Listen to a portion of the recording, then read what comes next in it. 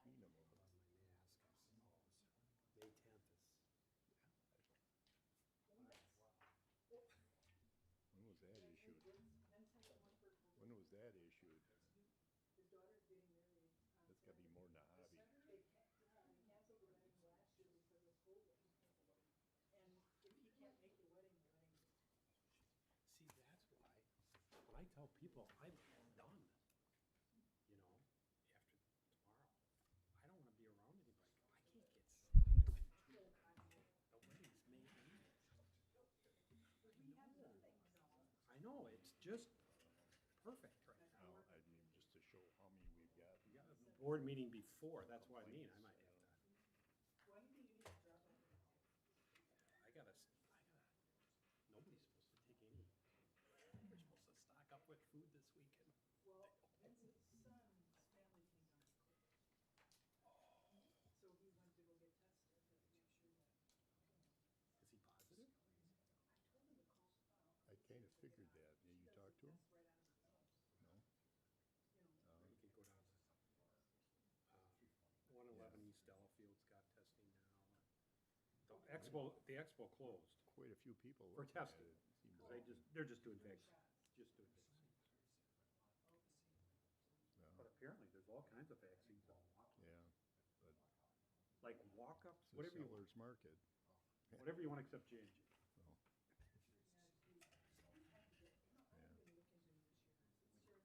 Well, yeah, This chairs suck. yeah. Yeah, they were moving stuff Oh, out today yet, I see, yeah.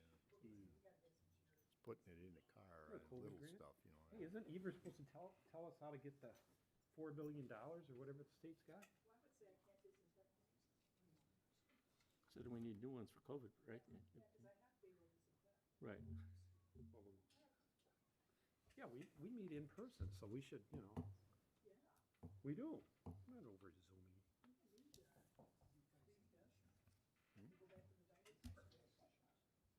Well, I mean, they're not bad. no, they're not bad. right. You know, I did send out an easy report that says, if they ask him to check the letter. Oh, I wanted to find out. Oh, yeah, yeah. 70% Everybody agreed they get the of people over 65 have gotten them in Wisconsin. because I have the information already. oh, yeah, isn't it just a letter and, I don't even know what the hell it would be. Just a letter and his application I maybe. didn't look at his document, Oh, okay. but he's very employee to provide that. Yeah, so Justin says by noon tomorrow, everything is then locked in and Q and B will update the resolutions to include final bond sale results. The updated final two resolutions you will receive from Q and B tomorrow afternoon. Covers everything. I'll be in touch around noon sharing final results. Who are we missing? Yeah. Who are we missing? There should be. Pardon me? No. Pardon me? Oh, that'd be good. Oh, Jamie. That's right. Yeah. When's he moving? I got 6:59. Oh, that's Ron's time. It is 7:01. Holy smokes. Here we go. Ready to go?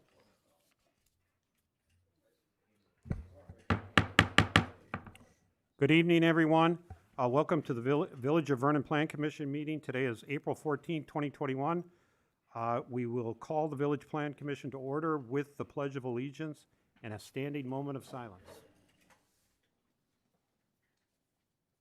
I pledge allegiance to the flag of the United States of America and to the republic for which it stands, one nation, under God, indivisible, with liberty and justice for all.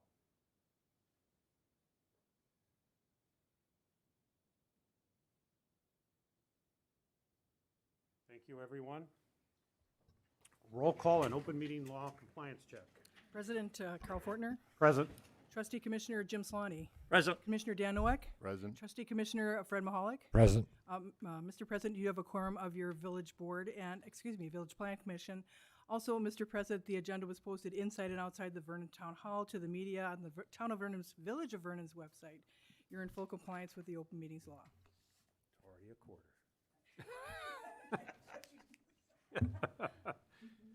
All right, we have Doesn't a for sleep. hobby kennel license tonight, 2 of them actually. I do note, for the record, someone found a tick on their dog already, so be careful, since I know most of you are going to be dog people in the audience. So we'll start with Steve Lubutsky. Please come up and to the front. That mic should be on. If you could state your name and your address for the record. Steve Lubutsky, West 228, South 8460, Martith Avenue. Thank you. Steve, you've applied for a hobby kennel license under our ordinances. Residents are permitted to have 2 dogs, so more than 2 dogs require a hobby kennel license. We have your application. And you have 3 dogs, and you've listed them. That's correct. Now, under our hobby kennel rules, we do need to discuss your application. I know you have 3 small dogs. I think the first one was, the first notice one maybe by a factor of 10 off, but Yes. you have a 25-pounder, a 12-pounder, and a 6-pounder. He's now 10 pounds. 10 pounds now? Yeah. And you've listed off your, the breeds, and you're not going to use them for breeding, No, sir. and you do not have an outside kennel, No, we do not. and these dogs are small, so they don't have a fenced-in area or exercise or dog run No, we area. don't. You have a... We have a cable. Cable run. Yeah. Yes. And it's I have 2 cables on it, and there's double swivels, so it doesn't tangle easily, and the dogs can run probably like 15 feet left and right and about 25 feet east and west. Okay, these are pretty small dogs.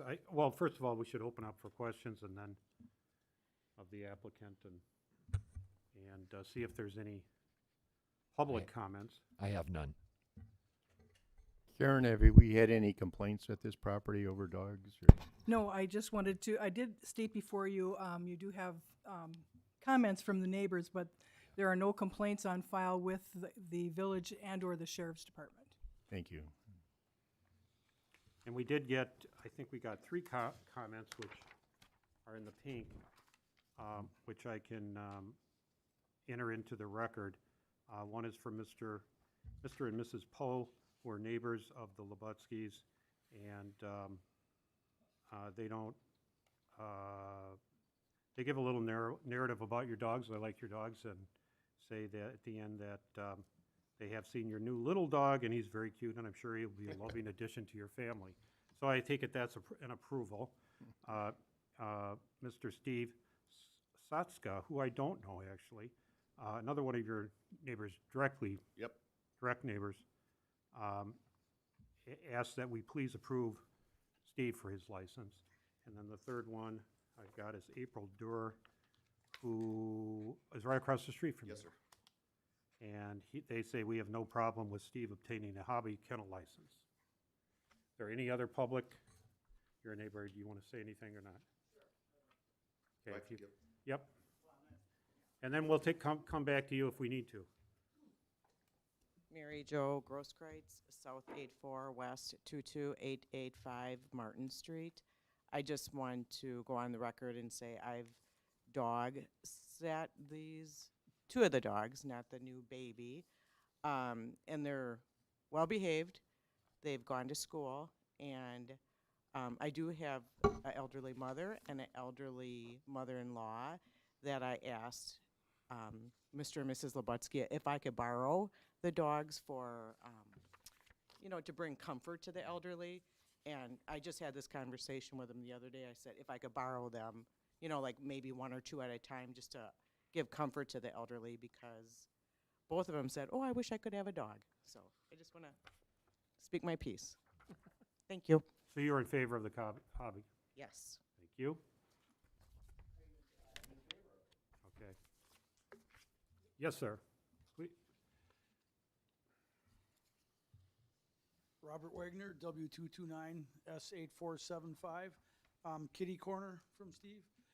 My question is, with the kennel license, what does that allow them to have?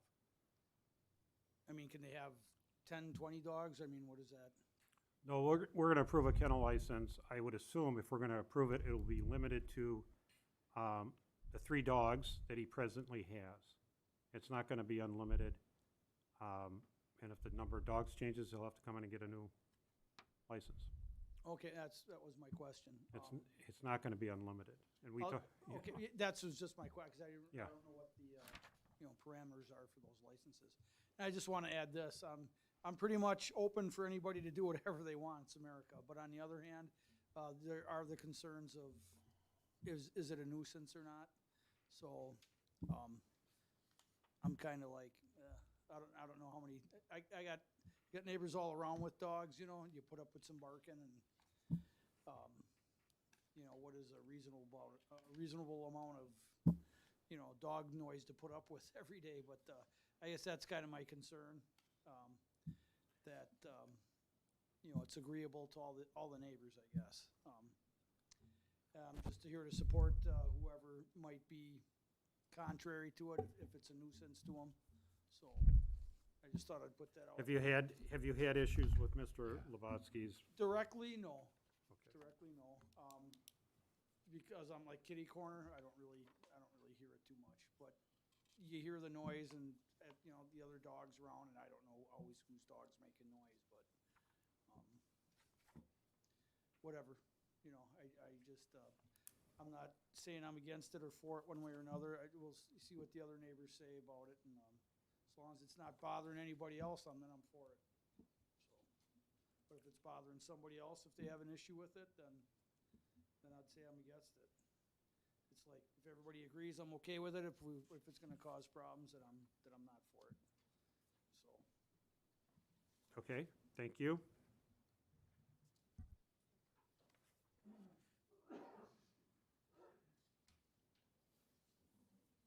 Yes, Hi, ma'am. I'm Kay Krazan. Address is W229S8455 Martith Avenue. First of all, I would like everyone to know that I am a dog lover. I was a pet owner until January of this year when my dog passed away. My neighbors on both sides and kitty corner in the backyard have dogs. The owners respect the neighbors, and you barely know a dog lives there. On occasion, I spoke to Steve on the phone and informed him that his dog's barking would wake me up early in the morning.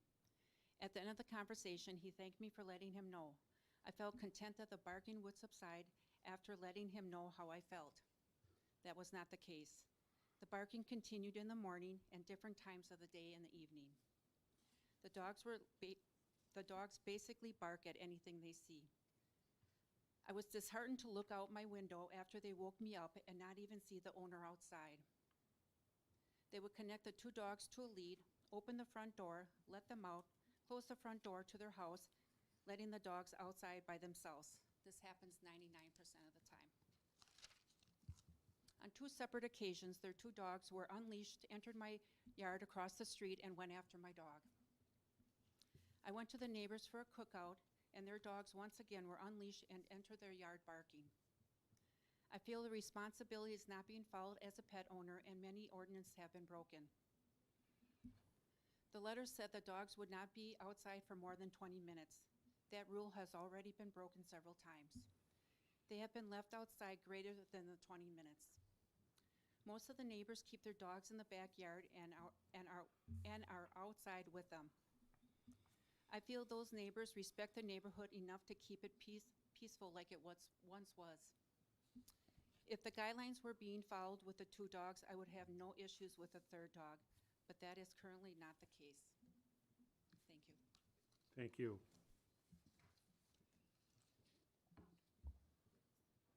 Yes, ma'am. We know who you are, but please state your name. Dawn Blessing, West 228 South, 8470 Martith Avenue. Oh, sorry. God, normally everyone can hear me without that. For the camera. So we've been neighbors for a very long time, probably 15 years or something, and I never even thought of calling the police or anything on the dogs if they were barking a lot. They have woken me up quite a lot, and it's irritating.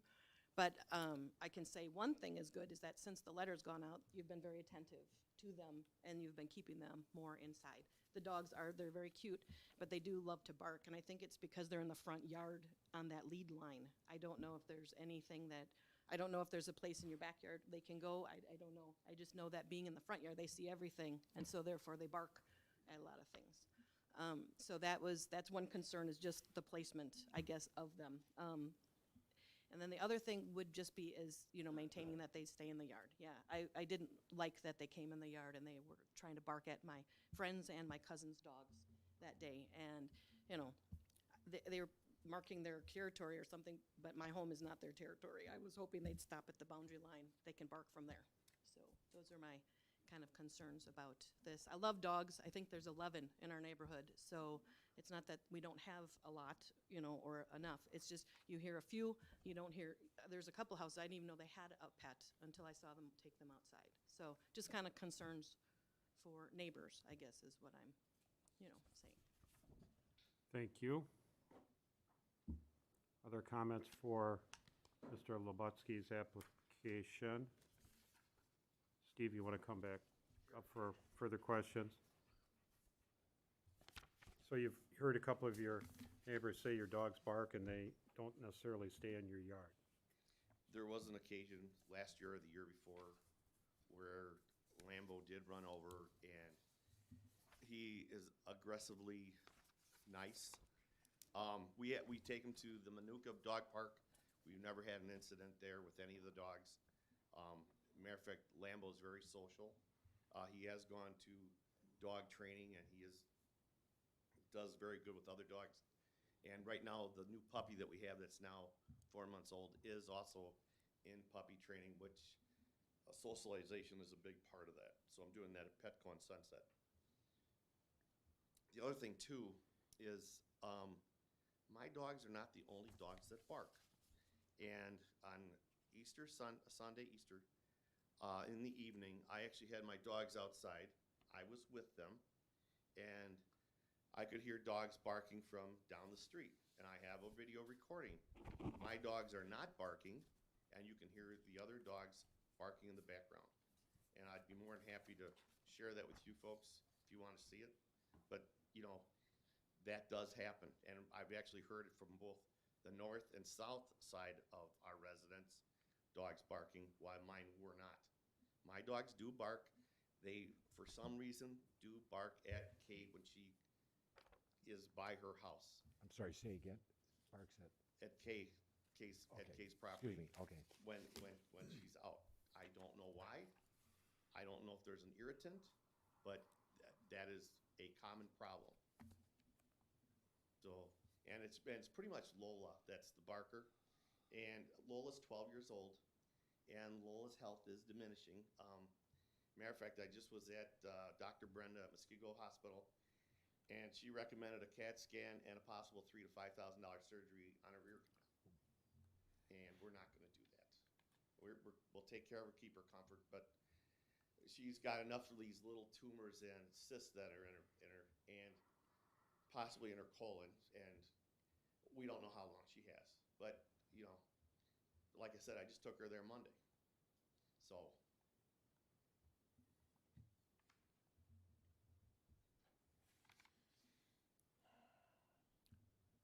Questions? Is there, one of the individuals talked about your run being in the front of the house. Is there a way of putting it in the back of the house? Well, actually, I hope so. And I have gone through the Waukesha, I think it's Parks and Planning Commission, and I've had them go and survey a property. I have an architect that's doing a drawing for me right now, and I've been working with Greg Peterson to do a 14 by 20 sunroom in the back of our house. And, it complies with septic and all that business. And actually what I did think about doing and this is before this even came up, is to put a dog door, it would be on the back side of the house, and then fence off that area to the garage. You know, but that's not gonna happen for, you know, I was hoping we would be digging in the ground by, you know, December. I started in October, finding an architect and getting carpenters and, you know, lumber prices are skyrocketing. Heard, yeah. But anyways, you know, we still plan to do it. We want to do a nice addition, full basement, you know, another drain crock, even though I don't have drain problems, I still want mouse prevention. We're gonna put an egress window in it right away. Just a nice addition to the house. What I'm referring to by putting it in the back of the house Yes. was indicated that the dogs seem to bark at any moving thing. Yeah. So Cars, if they were shielded people. by the house, probably wouldn't be an issue. Okay. And if you had that run in the back, Yeah, if I do that, I'll probably put a fence in back. I'll put a fence in lieu of that. Okay. You know, just cordon off that area. It'll be like 1/3 concrete patio and 2/3 grass area. And when, with all the plans that you've got going on, when do you think that would be? That probably wouldn't happen until if, you know, like I said, I wish it was done already. Probably September, October. Okay. So, That you'd also have the run completed. yeah. Okay. So I have drawings out in the car. Steve, is it your intent to purchase another dog if No, sir. your older one passes? no. Again, No, this was actually a retirement gift for my wife. okay. And we took a lot of time to find Enzo. There's a lot of puppy mills out there. Oh, yeah. And we found him from a quality breeder down in central Illinois. Oh. So,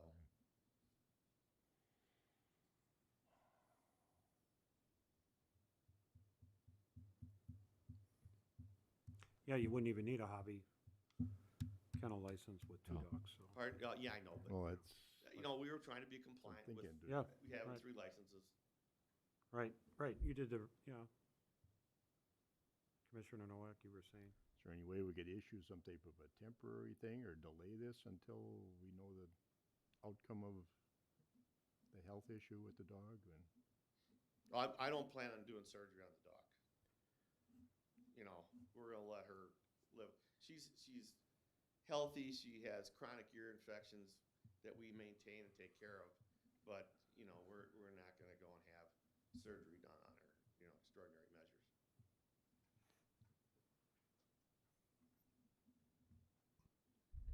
I was going more in the line of what he was planning to do in the rear of the home You're right, to preclude the dogs barking at every car that drives by, person, Well, they just bike. wouldn't see it. That's my point. Yeah. That's my point. would you be acceptable to having a condition on this license of putting the dog run in the back or your cable? Yeah, or- if I have like till September, October, you know, Yeah. knock on wood, you can push Greg Peterson for me.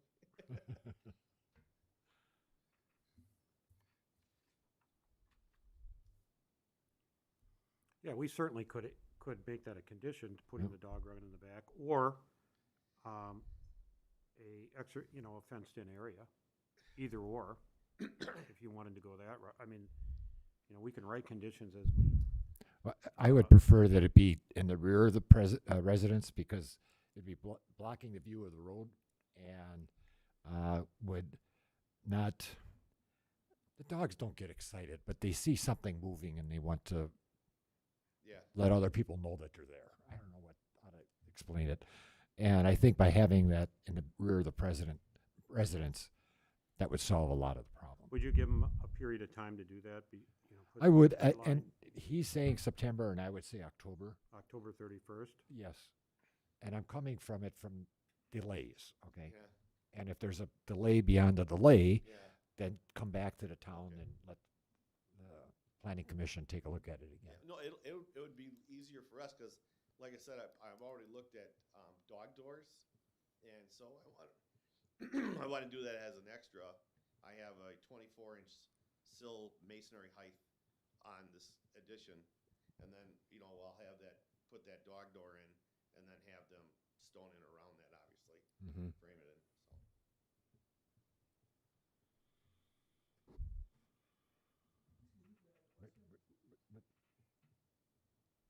Do you, Just a question to Steve. Sure.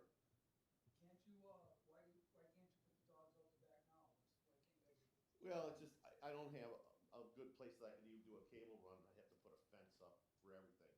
Whereas if I get the addition, Yeah, no, I know what you're saying. You got a back, you do have a backyard. yeah, but I don't have a tree or something that's, makes it a good cable run that's mature that I could go into. That one is off at an angle, it's so short, You runs, got a back door on the back side of the house? yeah, I do. Why don't you take them out on a leash and walk outside with them or be with them? I just don't understand that. Well, so if I fence them in and I Yeah, put them Carl. outside, what's the difference? No, I'm not Ca- saying you ca- have to fence them. Okay, in. okay. Go outside with them, interact with them. Hey, I interact. sorry, hey, Steve. Yeah, we have to have a little more orderly meeting here. Sorry, I shouldn't have let Mr. Wagner have a question. We're not supposed to have a Side- Q&A sidebar, whatever you want to call it, back and forth. Because this is, a public hearing where people have opportunity to speak and, so those, okay, questions from the commissioners. How high is that cable wire? Oh, it's, Above ground. probably about 7 feet. And there's some way you could put a post in the backyard and attach that cable to the post? Yeah, I could, but if you know the physics of a line that's, let's say, expand 30 feet, it doesn't take much load on an angle to put a high force on the post. I don't know if you've ever done that math, but I could probably pull a post down just by pulling on it. You might have to have a guy wire going the other way. Yeah. I could. You can't run it to that tree in the backyard? No, the tree's actually to the east, and the garage sits back further, and therefore I wouldn't have a good angle to it, and it would be a short run too.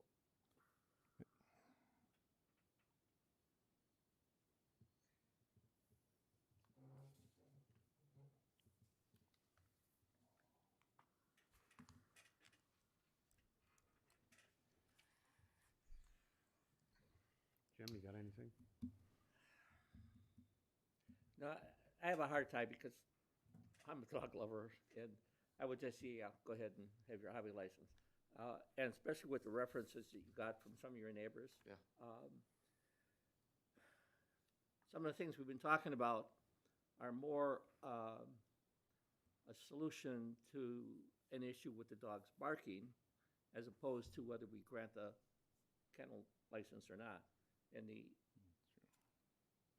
if you have a kennel license and you get complaints from your neighbors, we can take the kennel license away. That's part of the process.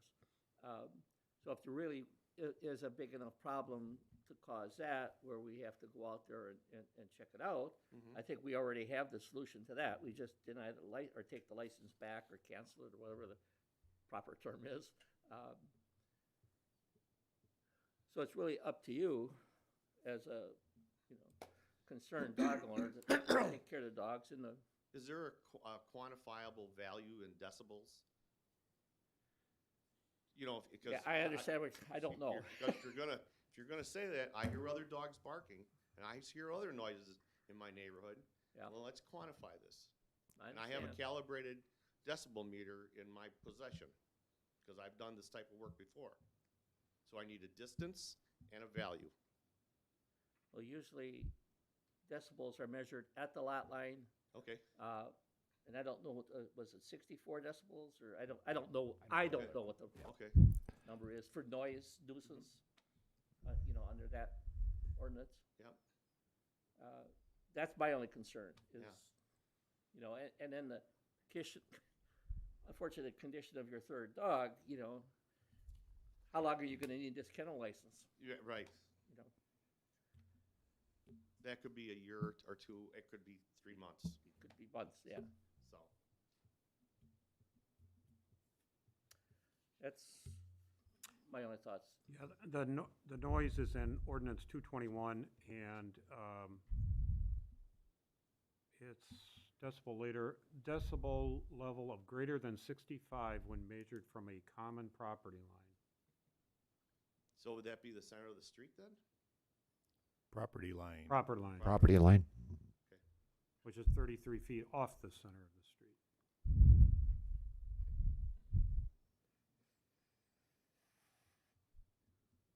And 65 decibels is not very loud. No, it It's isn't. like this loud right now. Yeah. 65.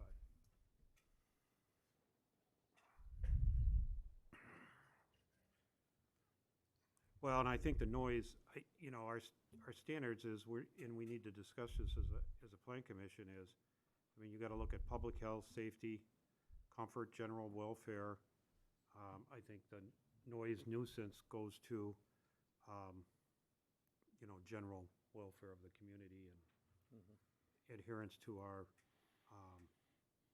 ordinances. And dogs, you know, are not supposed to be at large. They're supposed to be on a leash or a lead or under your control, at least in your backyard or front yard and on your property.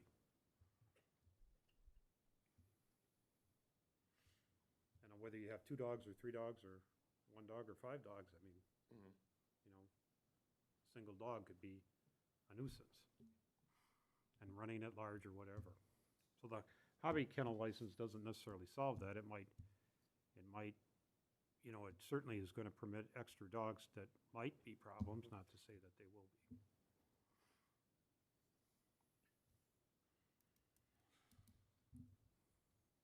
Well, and we can have these licenses terminate after a period of time. There are termination period provisions in them. But, you know, there's going to be a hearing and so on, and we'll have to have evidence, and it's tough to, once a license is granted, it's tough to revoke it. Not to say it can't be done, but it can be. And my view on hobby kennel licenses, we gotta not only make sure that the number of dogs is limited, but I'd like to see the dogs' names and breeds listed, and it covers just those dogs. If there's changes in the dogs, then they need to get an amendment. Sorry, Carl, the last part. If they, I would like to see as part of the license agreement, the number of dogs, the breeds, and their names be listed as part of the license. And if those dogs change, one dies and they're replaced, or somebody wants another one or not, they have to come in and get an amended license. Change was the thing that I Changed, didn't. right. And I know Vernon has not done that necessarily in the past. But, you know, just because you've got a license for 6 dogs, doesn't mean it's any old 6 dogs, in my view anyway. Or 3 dogs in your Would case. you like to know their names? Yeah, yes, I would like to know their names. The Saluki Terrier mix, the first one Yep. is Lambo, like Lambeau Field. Okay, The Maltese is Lola. M-O-L-A. Lola, L-O. Oh, Lola, sorry. Sorry. L-O-L-A, yep. And then the miniature golden doodle is Enzo. E-N-Z-O. Yes, sir. Those are good dog names. Yeah. I don't know if you read the book, The Art of Racing in the Rain. It's a good book. So. Which one? The Excuse me. art- Which dog is ill or in failing health? Lola, the 12 Lola? pound, yeah, Okay, thank you. Maltese.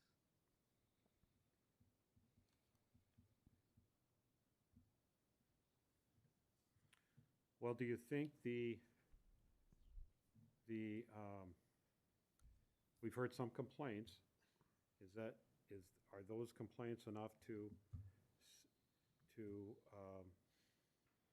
deny the permit or deny the license request because of, you know, I would say general welfare. I haven't heard anything about biting, so there's no safety issue. And these dogs, not necessarily are dogs they're small dogs. Should we come back through again? Steve, Thank you, Mrs. K, Mrs. MK, Yep. I'm Roseanne. not looking for Steve to get rid of his third dog. I just want it quiet. There's some days I'm off I'm a registered nurse. I just want to sleep some days at least till 7 or 8 o'clock. And that's all I'm asking. And I get woken up at 6 o'clock. I'm not looking for Steve to give up his dog. If he puts it in the backyard, I'm happy. Because that sound, I mean, it's just piercing, and it wakes me up and then I can't fall back to sleep. And then I get the paper this morning at 6 o'clock in the morning and the dog's barking, waking up everybody. So I'm not looking for Steve to give up his dog. That's not what I'm here for. I just would like it a little quieter if it's possible. Okay, Okay, thank you. Ms. Blessing? That's pretty much what I'm not asking you to deny his extra dog, because I don't know who they'd get rid of if you would say no. You know, they've got all three, they love all three. It's just more of the quiet and the keeping them in their yard, that's all. My son loves them, he wants to come over and play with them all the time, so, you know. It's just, my bedroom is right next to where their driveway is in their yard, and then, so when they bark, they just wake me up, and I don't sleep well anyway, so it's, when I get my 5 minutes, I would like my 5 minutes, so, that's all. I'm not trying to deny it, I just want it quieter.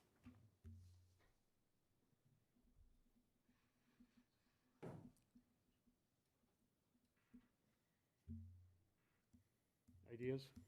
No, it's just that it's incumbent on the owner to keep the dogs as quiet as possible.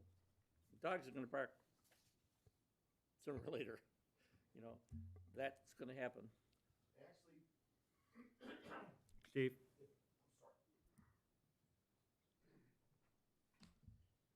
We play around a little bit with the mix of who's out, and Lowell is no doubt the instigator. That's the 12-year-old. There's always one.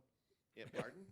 There's always one. Yeah, and it's pardon? Yeah, so there's truth in this. But anyways, and actually, if we tell her to be quiet, she shuts up, and they get excited when somebody comes over, especially like the kids, the stepkids. When they show up, they're happy to see them.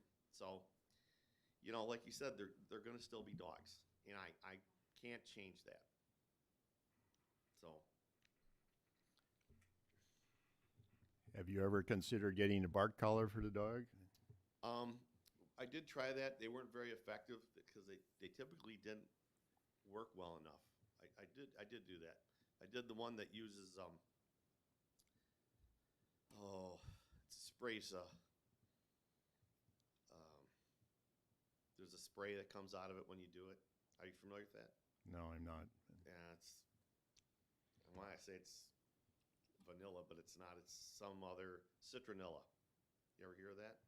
Yeah. That's considered the humane dog bark preventative, but they fail readily. You haven't considered electronic one? Yeah, I've been avoiding the shock collar, right?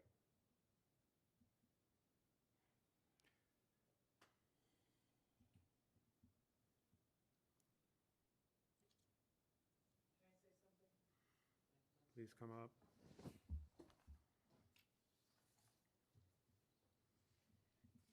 you want me to state my name and address again? Okay.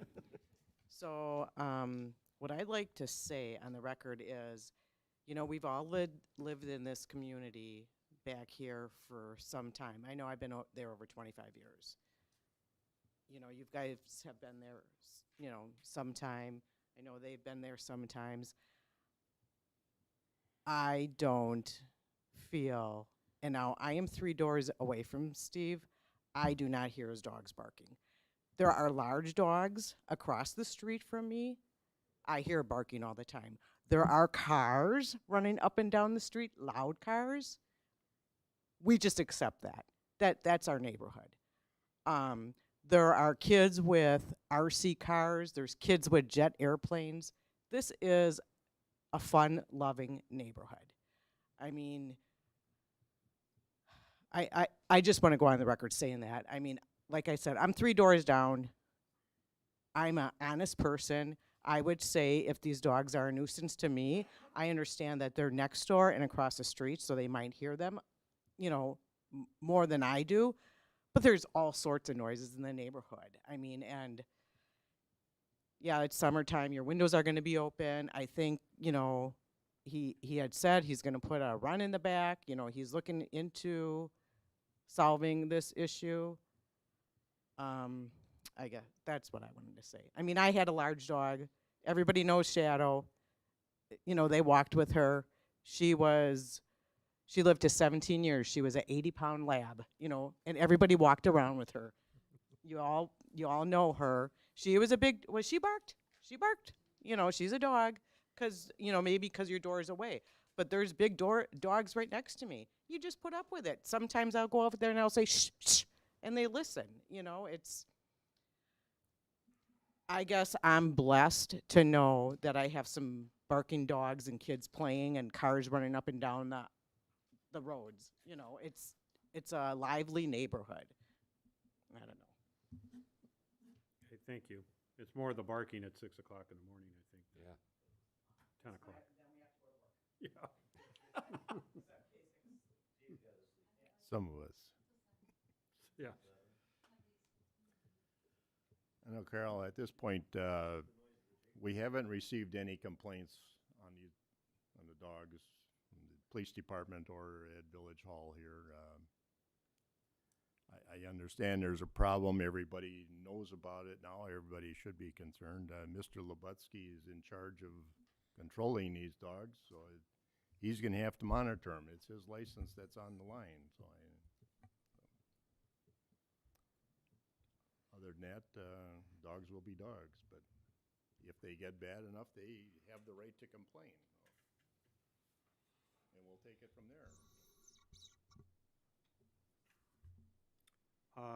Should we, so you're thinking we should approve it, and then if that's so, then we should talk about the conditions. Am I reading that right? Correct. Fred, what do you think? I agree. Jim? Same. So let's talk about the conditions that are, part of this agreement, and you all got it, kind of our standard thing, and I've been taking notes on it in blue pen for Mr. Lubutsky, and then I have a red pen for the next one. But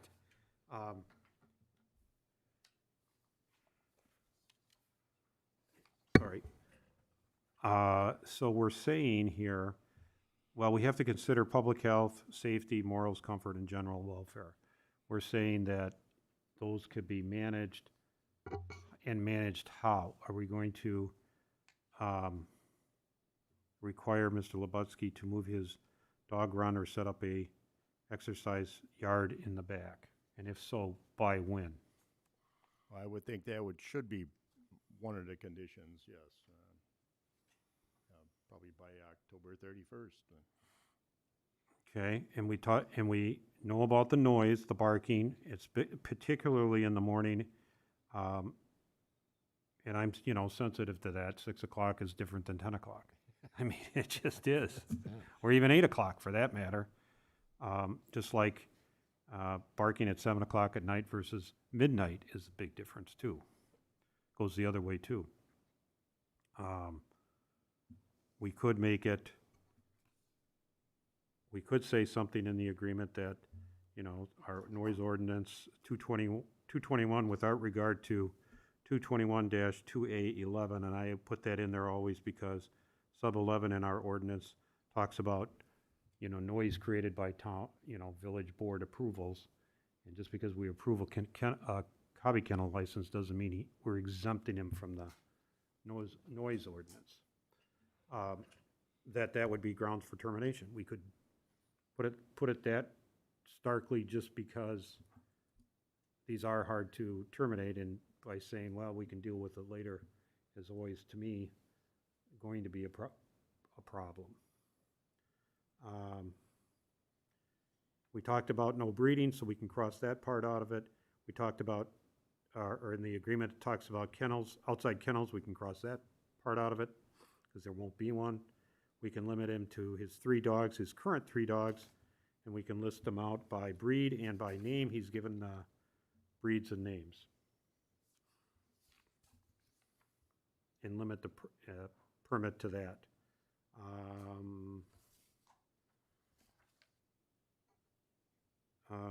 It's going to be, under the terms of our standard agreement, it's personal to the dog owner, not to the property, so that's just a standard condition, so it doesn't, if he sells his house, the next owner has to come in for their own permits. What about expiration? On On the the- license itself, Yeah, On, or isn't it for 1 year? Aren't they- All hobby kennel license renew every year unless the plan commission only gives it a 1-year license. Otherwise, they're sent renewal letters every year.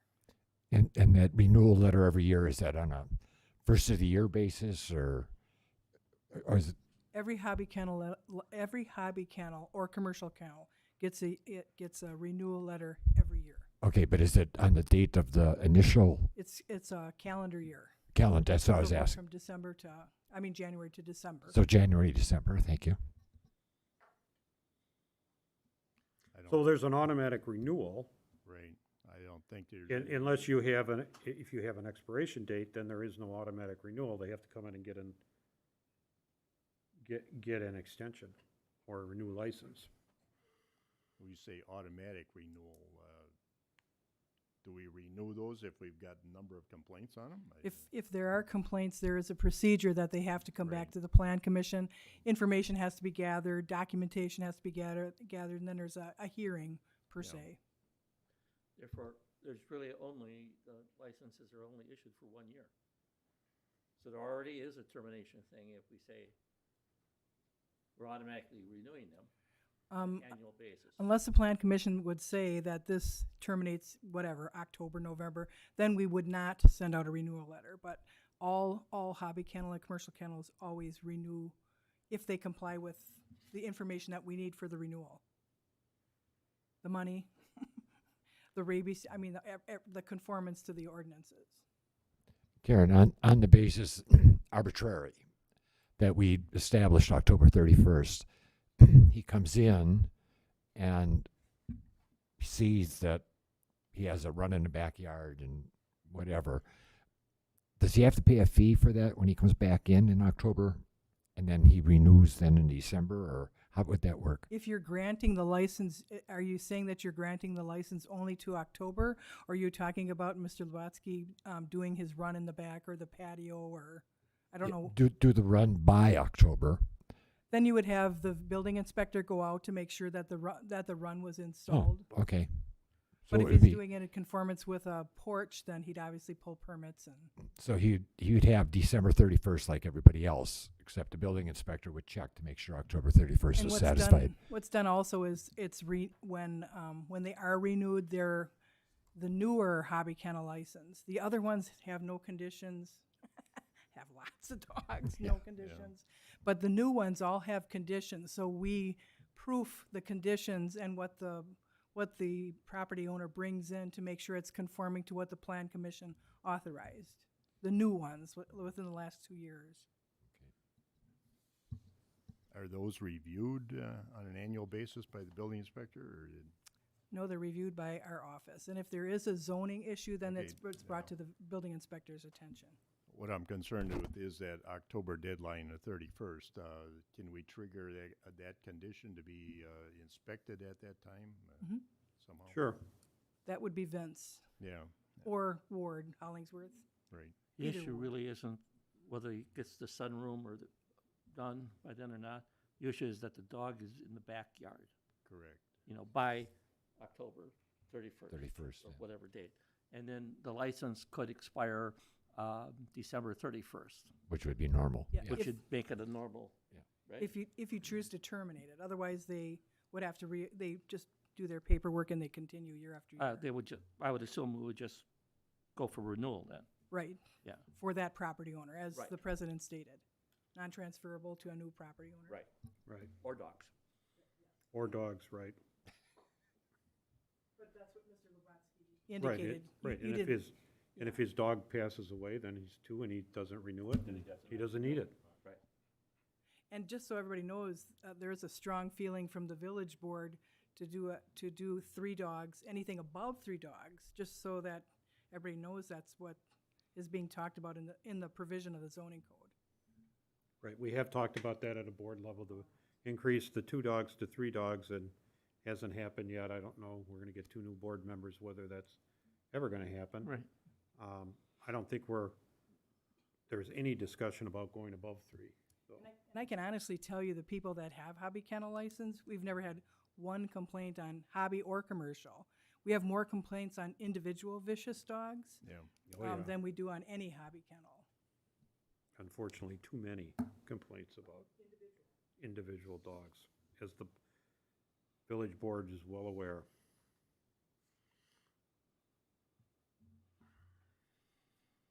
So, yeah, we could say the cable run in the rear of residence or fenced area in the rear of the residence by October 31st, 2021, subject to inspection. For some reason, if something, because building things right now is not the best timing.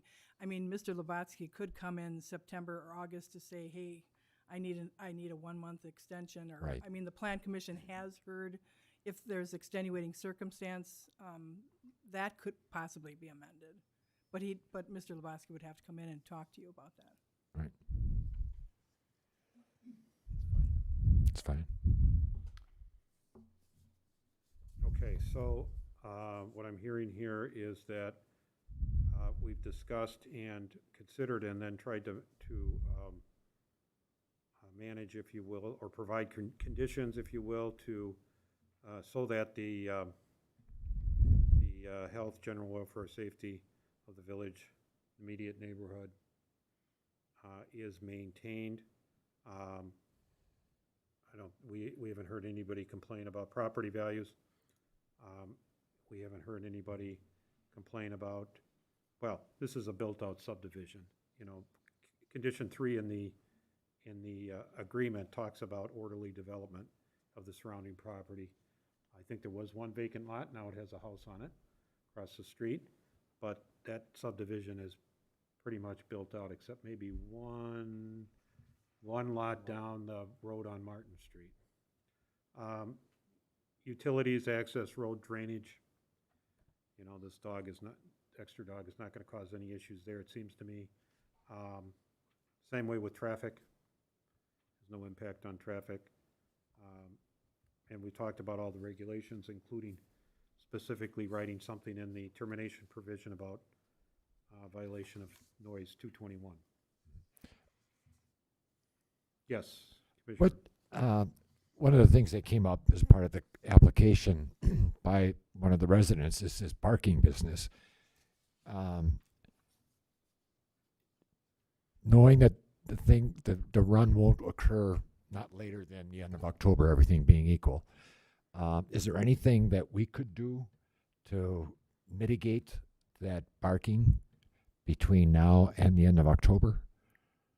Or does That's up to the owner. yeah.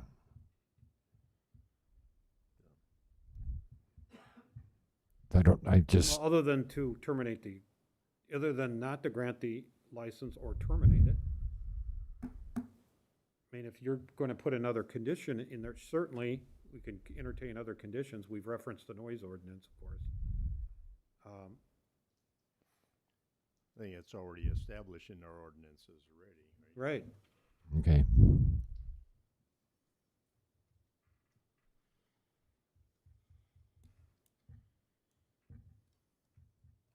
Call the question?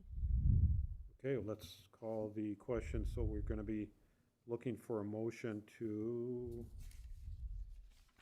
approve the hobby kennel license application for Steve Labutsky at W228S8460 Martith Avenue, subject to the terms and conditions in our standard condition as modified as discussed. Or should we go through them all? Do you have them all? Exactly what you stated, and before I would issue it, I would send it back based on the conditions that you stated, as well as the ones that are in the actual Actual agreement. hobby kennel. Right. Yes. There's I'll make that motion. Is there a second? I'll second. Any further discussion? All in favor? Aye. Aye. Opposed? Motion carries.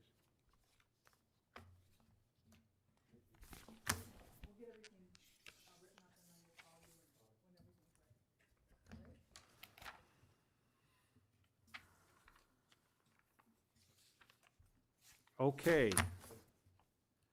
Next one, Miss Emily Richards.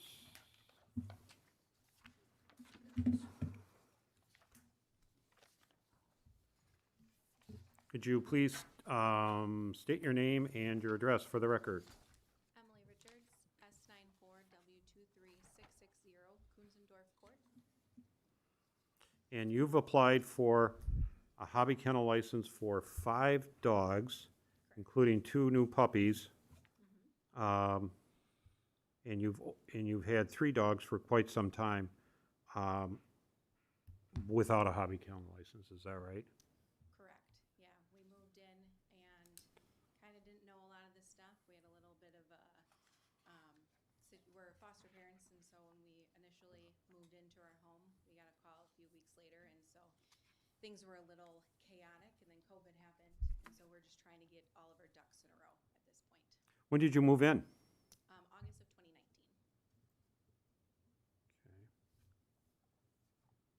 2019. You mentioned you have an electric fence in your backyard in your application. Is that a below-ground fence or above-ground fence, or what kind of a? Below ground fence. Oh, it's one of those invisible electric fences, okay.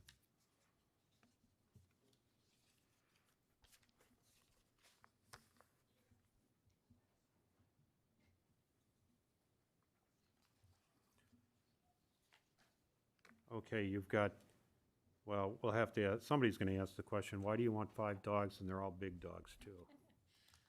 It was not intentional. It was kind of situational. We never wanted to have 5 dogs. We will never have 5 dogs again, but we love all of them.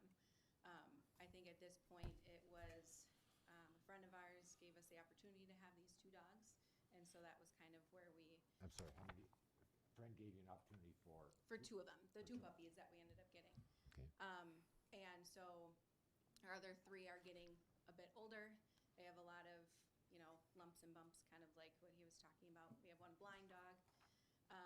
And so it was kind of one of those things where we'd like to get down to 2 dogs, those being our 2 dogs, once the other 3 pass away. Right, and they're big dogs too. How big's your lab? Our lab is about 80 pounds. Right, and I know your French Mastiffs, those are huge. He's a little bit more on the lower end, so he's probably about 85, 90. And your Pit Bull? He's about 75. He's the blind one. Ever had any problems with your Pit Bull? Nope. I'm sorry, you said he's the live one? Blind. Blind, I'm sorry, okay. You're good. And the puppies, of course, and I do, and you have them in your email. I know that your names are already there, so we don't have to quiz you on that. But your puppies are puppies. They're American Bullies, so I guess what are American Bullies? Bred out of Pit Bulls and Terriers, right? Some kind of terrier. Yeah, they're a little bit bigger, so like when, Aren't they about 50 to 60, 70 pounds, or how big are they? they're How big will they get? How's that? well, they're about 120 and 170. Wow, okay, a lot bigger than I thought. They're a little bit bigger. Obviously they're just little guys right now. Well, maybe not so little now. Probably bigger than Steve's dog. Yes, they're a little bigger than Steve's dogs. Yeah, those are some big dogs.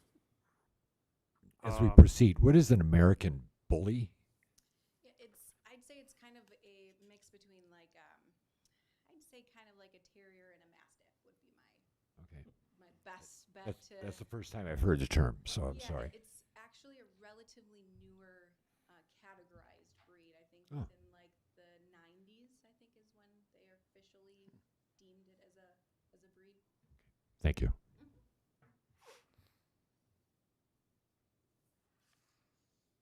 And one thing's on the breeds, because I know that that's kind of, we've had dogs for a long time, and we've rescued a lot of dogs, had foster dogs, especially with pit bulls and things like that.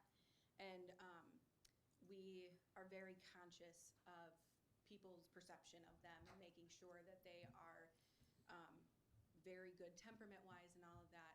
Like I was saying, we are licensed foster parents. In order for us to do that, we have to have them tested with our licensing workers. And so they have to be comfortable with people, they have to be comfortable with children. So that is one of the provisions that we have to abide by, being licensed foster parents. So that's one thing I just kind of wanted to add in there, because I think usually the size of our dogs and the breeds of them usually are kind of hanging points for a lot of people. You say you're a licensed foster. Does that mean that you'll be putting these dogs up for adoption? Oh, no, of children.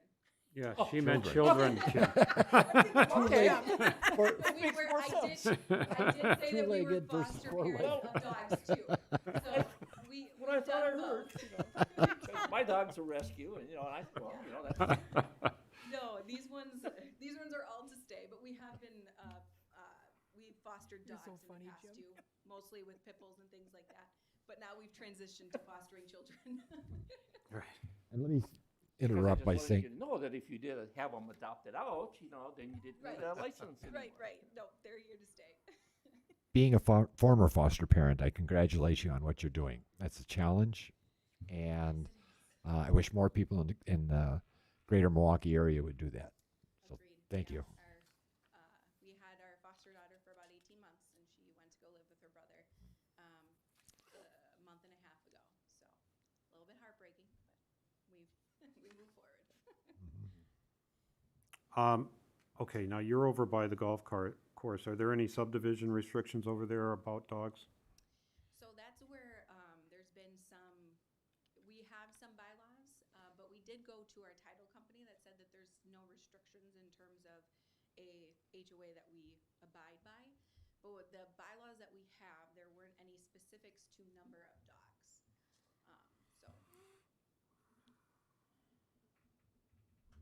Yeah, we don't usually get involved in subdivision restrictions, but I have to ask the question because we don't want to create a issue. additional issue. Well, with you, if we grant you a license and the subdivision says no, Of course. well, then you're done. I mean, they can sue you and kick you out, so, or make you get rid of your dogs.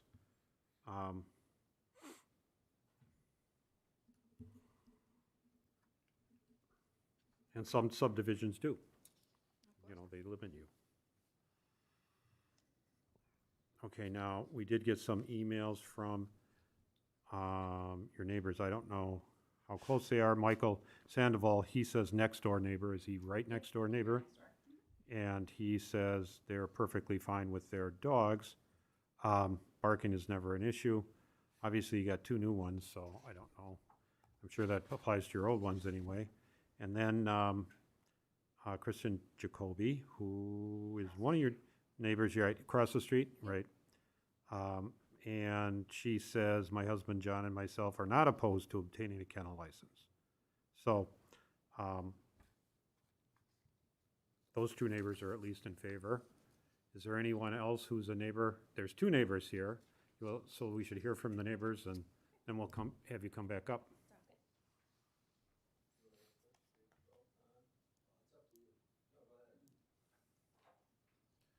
If I have to flip a coin, I will. Hello, I'm Jeff Solden. I live over on Klein Lane, so it's a pretty good distance away, a few hundred yards anyways. I'm not opposed to anything about kennel license. I heard all this other stuff about the other one. That's not my issue. My real issue is with these kind of dogs, let me start this way. Robert Klein, who lives at the end of this road, has invited me and my grandchildren to walk down by his house and go to the river and look at the river and stuff. And so as long as dogs are contained, it's not a problem. They mentioned Michael. I think that's the person who's just to their east. He has like a white picket fence and a bunch of dogs that run out and make all kinds of barking noises.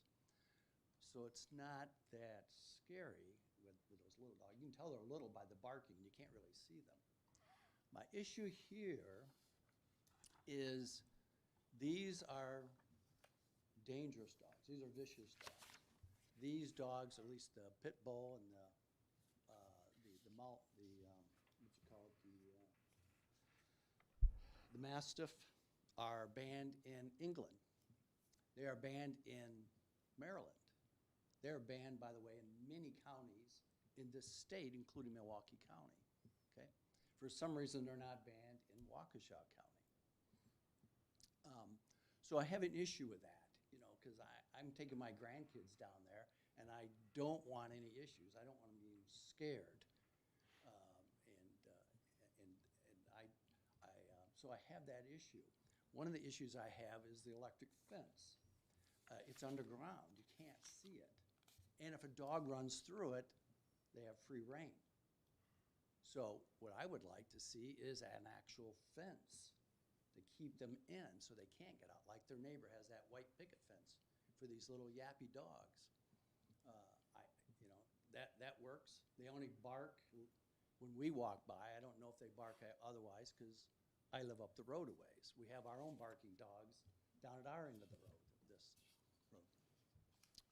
Also, I have an issue, and I think I would like to see the village in one of the newsletters comes out and puts something about noise, about barking, because there's a lot of barking dogs in our neighborhood. So much that we don't get deer, we don't get a lot of wildlife because there are a lot of dogs. Most of these people have electric fences, the invisible fence, okay? So there is an issue there with barking, and I don't know if their dogs bark because, like I said, I'm quite a ways away. That's not my issue. The issue is safety. The issue is vicious dogs. And by the way, if you look it up, the number one myth for pit bulls is that it's the owner, not the breed. But that's a myth. It's not true. As a matter of fact,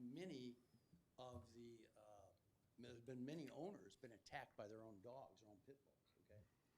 So it's not the owner. So I want you to keep that in mind as you look at this. I don't know, I don't care about hobby license necessarily.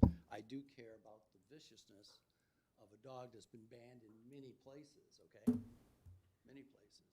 As a matter of fact, by the way, pit bulls and mastiff have been banned from Army bases, Marine bases, Navy bases, okay? In other words, the federal government says, no, you can't have these dogs here. Yet, we have a collection of them. And you can't tell that they're being constrained because it's an invisible fence. It's underground, okay? Also, I would like the village to put out something in a newsletter to say what the noise requirement is, because we do get too much noise in our neighborhood. My daughter lives just north of here. And in her neighborhood, you never hear dogs. It's great. It's nice. It's peaceful. You get out in the morning. And in my neighborhood, which is this neighborhood, you hear dogs often, and they go on and on and on and on. Although in this case, I wouldn't hear their dogs, so that's not an issue. But I do recognize the viciousness of these banned dogs in many places, not just the United States and in the military. Also, I think in terms of putting out information in a newsletter, I would like you to remind people that, in their case, possibly, that most homeowners insurance don't cover attacks by dogs, okay, on property or off the property, okay? So if one of these dogs was to get out and do damage, if they can't pay for it, a person's out of luck. And if you look at it, and it's upwards of $60,000 or more to fix any problems, damage from a dog, okay, especially a pit bull who won't let go unless you use a gun, okay? They won't let go.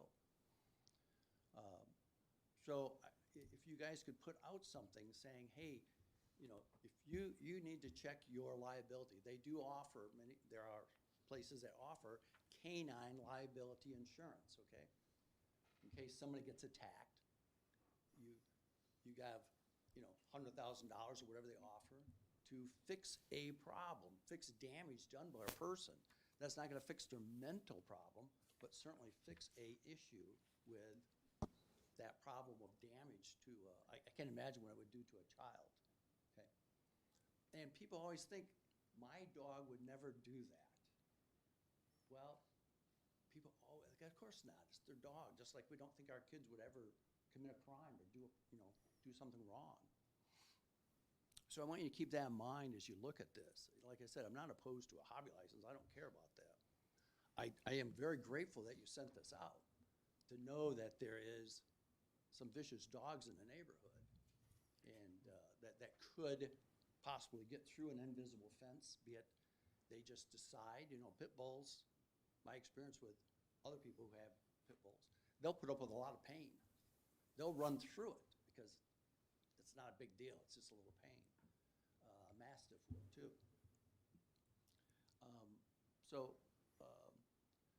There's a variety of things I think, to be looked at. Another thing I would like to see, if you guys would do something with the newsletter, is put something in there that we're gonna have the sheriff drive by once in a while, whoever, because now that we're a village, we have to have contracted police, right?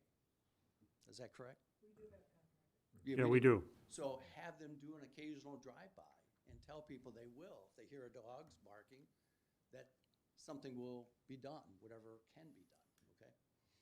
So there's some things I think the village board can do, and maybe even in this newsletter, mentioned that there are things to control barking and noise and stuff. I mean, people think, my dog is fine. Well, like some of these people mentioned, it's not always fine. Not at 6 o'clock in the morning when they're barking. I've got a dog 200 yards away that they'll put out, and he barks for hours. Bark, bark, bark constantly. Like I said, I won't hear their dogs, they're too far away. But what we will notice is possibly when I'm walking with the grandchildren down to Robert's house by the river to spend an hour or two looking at the river and doing things, the possibility of a dog getting out through an invisible fence, okay? And then not knowing if they have liability insurance. Of course, if a child gets killed, that's not gonna help. So I have a problem with all that. And I don't know, there's a variety of issues here that I see that has nothing to do with a kennel license or a hobby license or any of that kind of stuff. I don't care if they have 10 dogs or 1. What I do care is the breed and the capabilities of these dogs, and are they insured, okay? They're not insured probably, unless they've taken out, they pay extra for that insurance. I usually don't like cutting people off, but I think you've made your own point that some of the things you're raising don't necessarily deal with a kennel license. They deal with other items like our ordinance on vicious animals, which we have, Okay, which are already prohibited. what kind of vicious animals? Any vicious animal, anything, Doesn't mean any breed. Now, any they have breed, vicious any is kind. they It could have be, to- it could be They a, have to injure somebody first? One of our worst ones was a German Shepherd attacking a pit bull, and it Yes. ripped the pit bull apart. Oh, yeah, right, The German Shepherd. yes, they are a vicious dog, by the way. There's 10 dogs that are considered vicious. German Shepherd is one of them. Even these American Bulldogs are considered a vicious dog. right, there's lists. But let's stick to the issue at hand here. You mentioned you like to take your grandchildren down by the river. Have you ever walked by the Richards' house and had any issues with regards to No. their current dogs? And they've been there since August of 2019. Right. Have you ever seen their dog bolt through, any of their dogs? And you're right, I mean, she's admitted they're big dogs, bolt through their electric fence. No, Either because they're not collared, the fence isn't on, there's a break in the fence, I have that personal issue with my neighbor. He's got an electric fence, but it's broke. So it's not there, It's one of the invisible fences. Right, it really is invisible. Yeah. dog's not necessarily smart enough to know that, but it still, doesn't work. That is correct. The other issues that you raised regarding the particular breeds in that, I know, city of Milwaukee, they're not banned. I think they're heavily they're heavily regulated. Okay. They're regulated in a different manner. But in the liability issues and so on, that I can't speak to. That goes to a homeowner's policy, but the issue there is more of a mortgage company issue. They make sure their mortgages are insured. And Yeah, what we're talking about is liability. so, And most But- people don't recognize that most insurance, homeowners insurance, typically they don't cover dogs. yes, they do. Actually, most do You in have to Wisconsin. apply for them. Everything I've read says they don't. And matter of fact, if you have on the vicious list, they won't cover them. No, that's not true. I have homeowners insurance, and I've got a 120-pound German Shepherd. And he's covered if he attacks somebody. Yes, But what I, all One the time. literature I've read said no. yeah.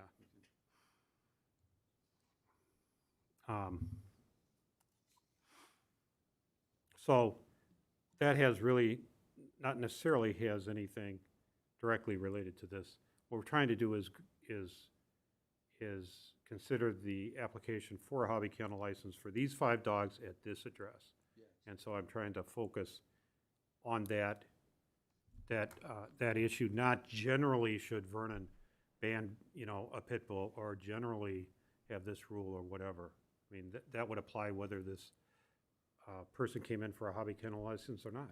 One dog is what you're talking about. Any dog, a particular dog, one of them has nothing to do with the hobby kennel license, like you said.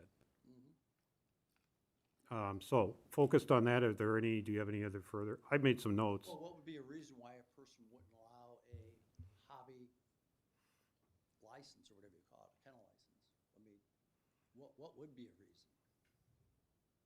I mean, what I heard earlier today was all the barking, yet nothing was really done about the barking. It's like, so what would be a reason to not let somebody have 3 dogs or 5 dogs? I mean, I can't think of a reason why not.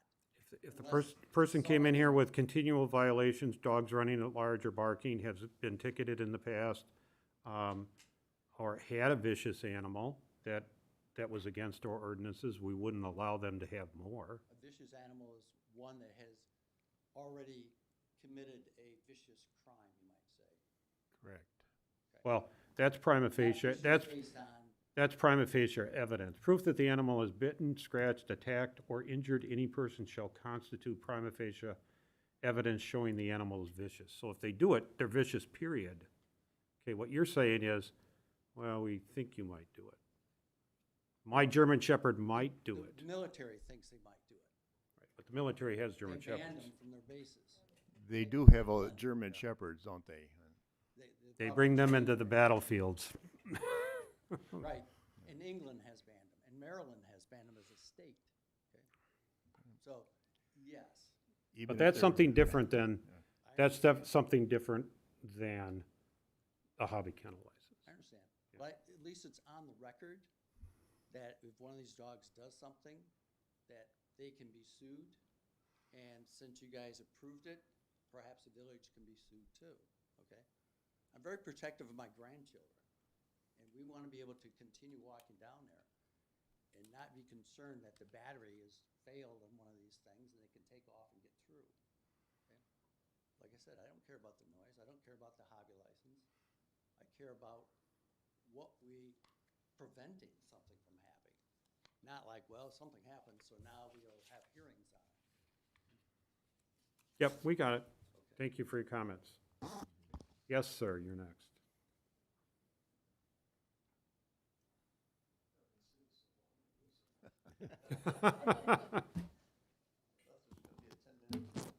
Yeah. Stan Wass. So did we, yeah. Pardon? So did we. Stan Wass, S95W238, 50 Kunzendorf Court. Emily, why don't you come on up here and sit here?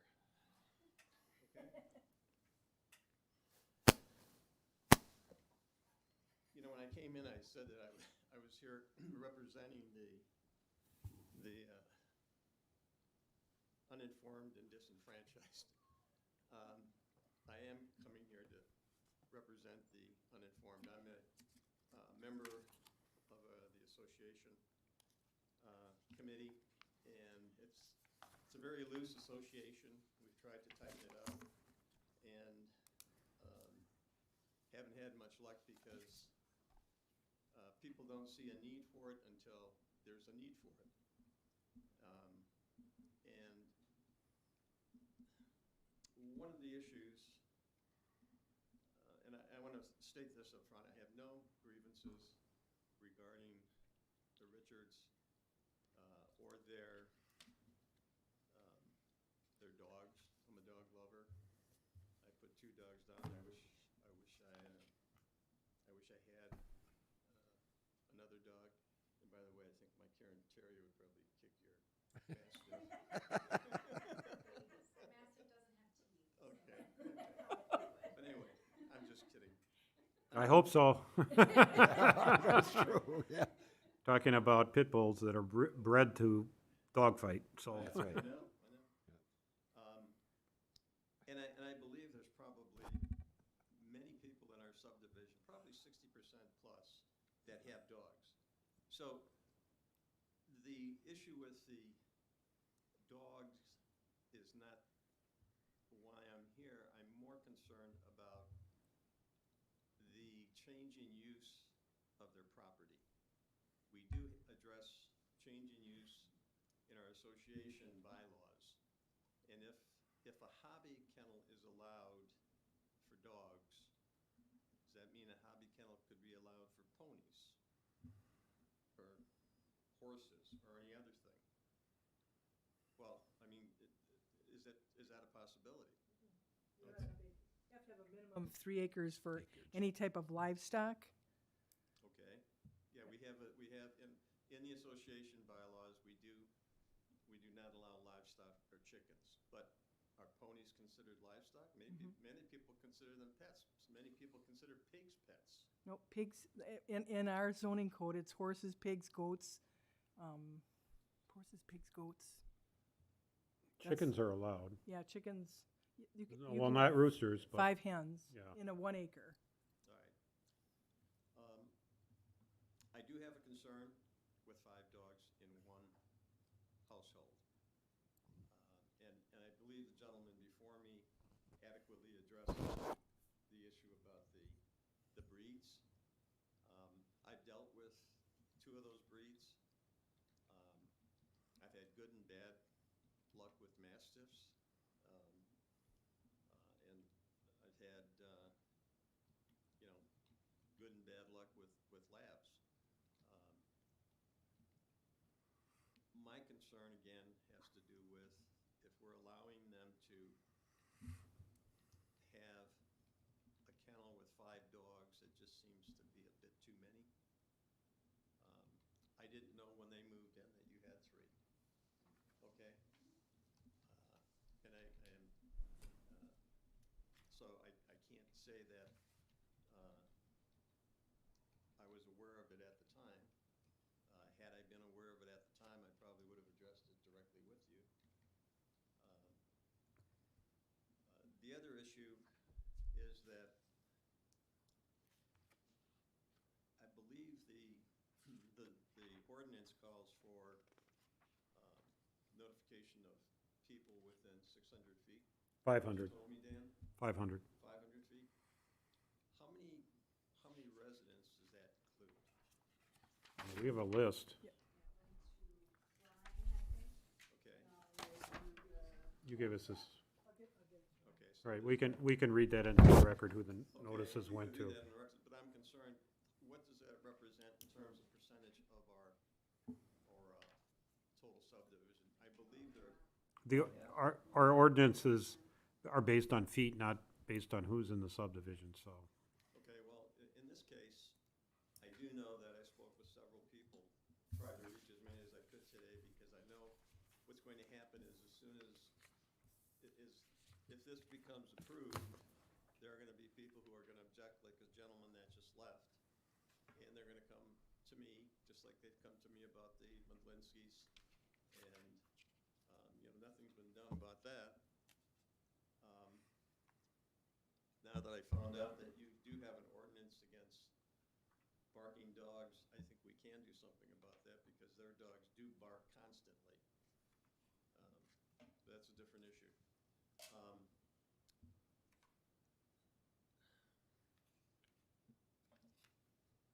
Just trying to recall what I had here.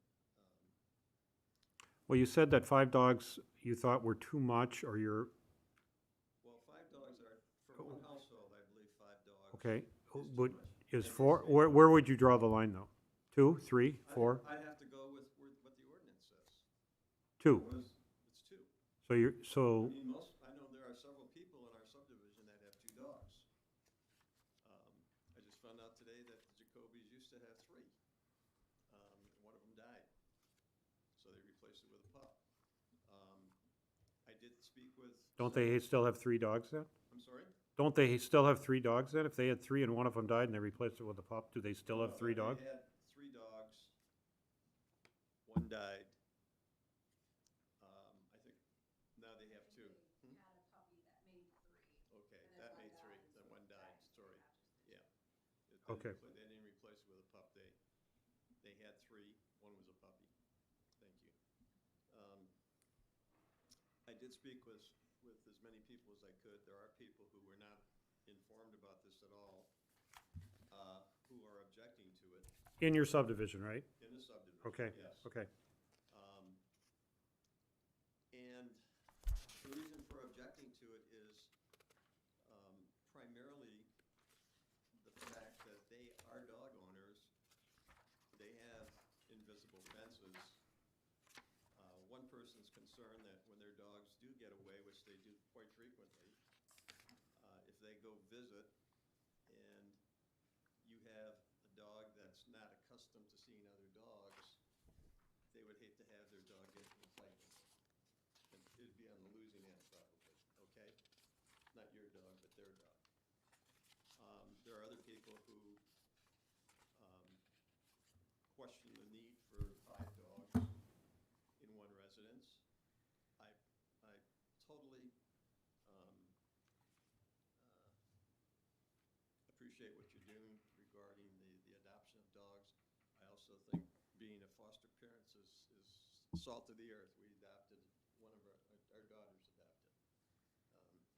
And we picked her up at a foster parent. It's the real touching thing. I guess the real issue here is the Village of Vernon has a 2-dog restriction for some reason. And therefore, I would want to know why you would waive that restriction in this instance. Okay, your subdivision is Kusendorf Court and Klein, right? Parr Avenue is part of it or not? Riverbend Heights. Parr Avenue is across the street. Right, not part of it. What's that? Parr Avenue is not part of it. Parr is on the other side of the road. Right. Other side of 160, or L. Right, but it could still be part of your subdivision, that's why I asked, but it is not. No, it isn't, yeah. Right.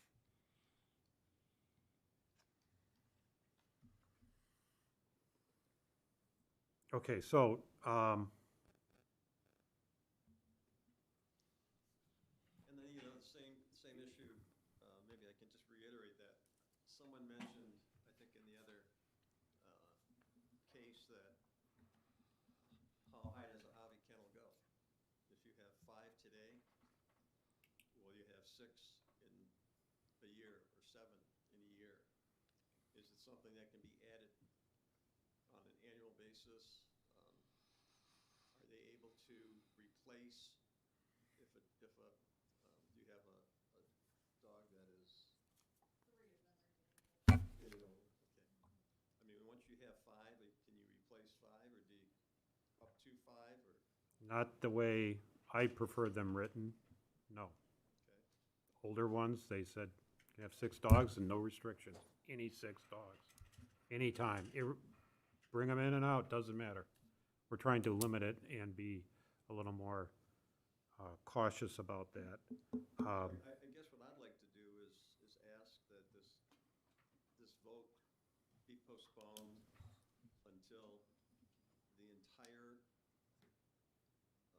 subdivision, or the residents in the subdivision, are notified of what's going on, because in our bylaws, it does say that any amendment to the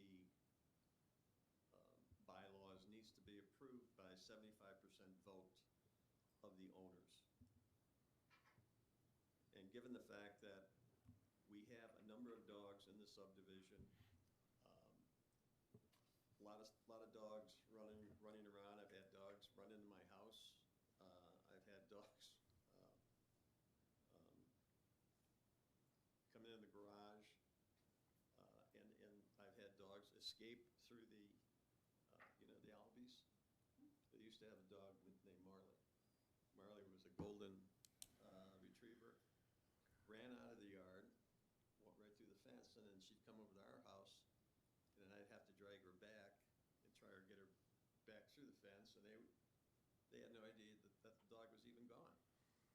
And that's the issue. I mean, there's really, electric fences are great if people are attentive to them and they work 100% of the time.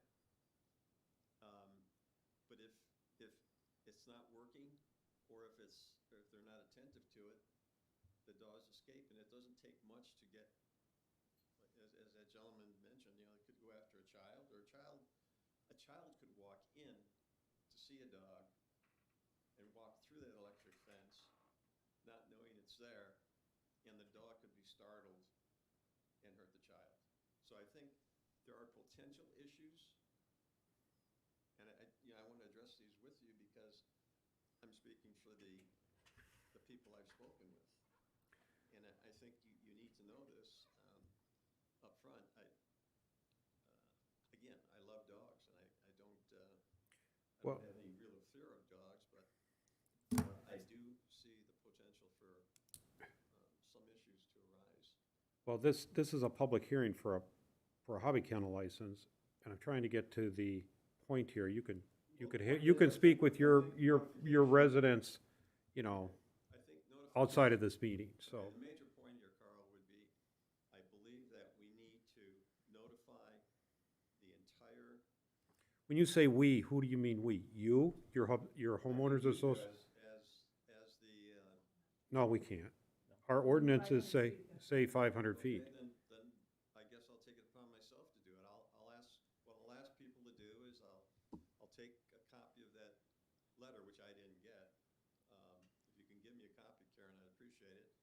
And then somewhere on the top of that letter, I'll put down, please vote yes or no on this, sign their name, and I'll bring it back to you, and then you can determine whether or not people in the subdivision are in favor of a hobby license for 5 dogs. Well, they're not the deciding body. Certainly that would be evidence for the record of whether we should grant it or not. But let me ask you this. Do your subdivision restrictions say anything about limiting the number of dogs? No, what it But you can amend them. I get it. I understand. I'm following along. You can amend it. Sure. By calling a meeting and getting a quorum and getting 75%, I think you said 75%. And you can amend your subdivision restriction. So even if this hobby kennel license was granted, you could amend your subdivision restrictions, and she'd have to either move or move her dogs.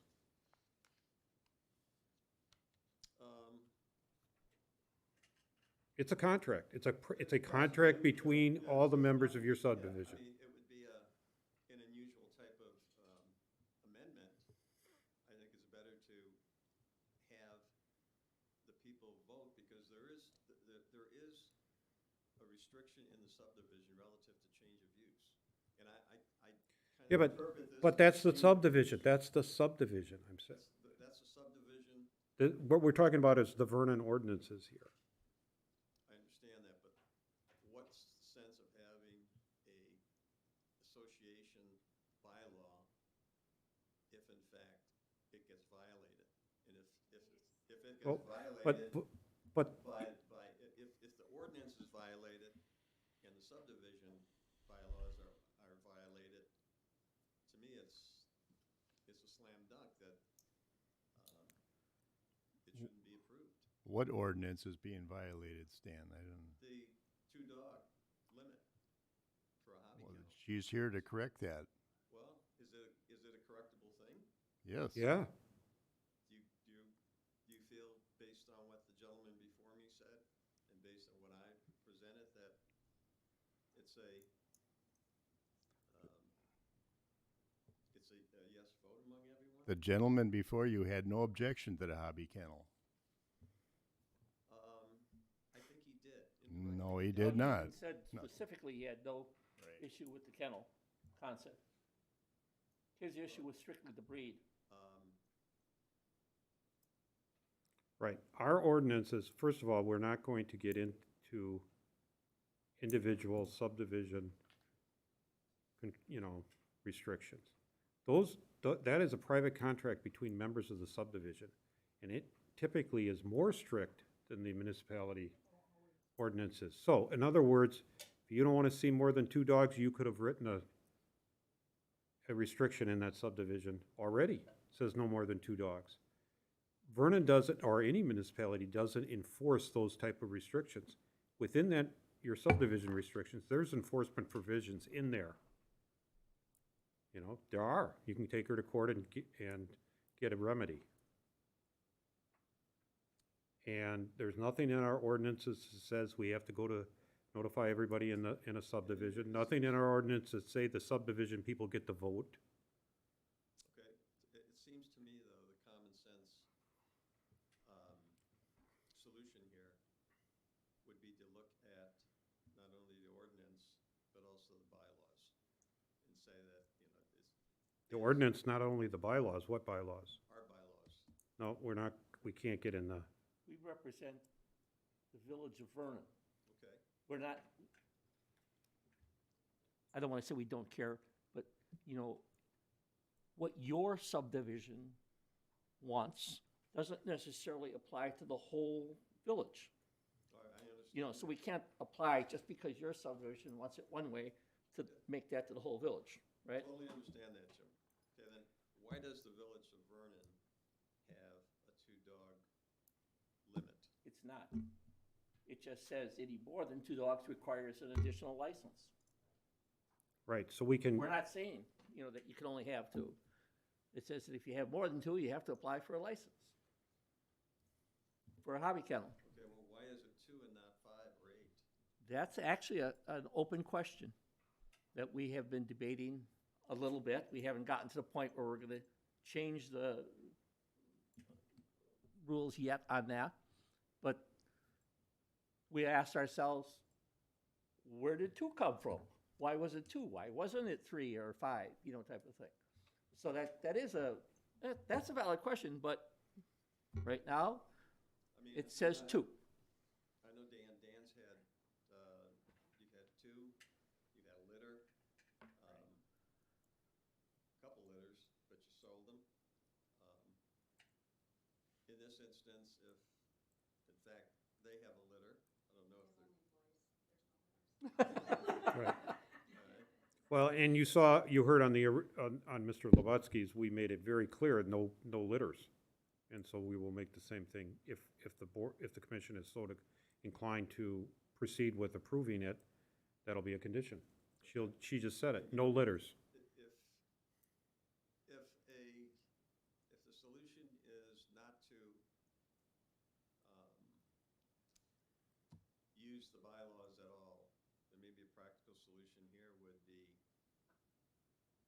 given the fact that there would be 5 dogs, regardless of breed, that maybe a fence would be,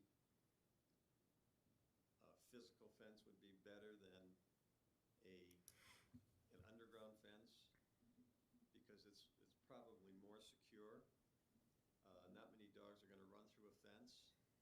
I know, Sandoval's had several dogs, and they're little chihuahuas, and I've gotten bitten by those.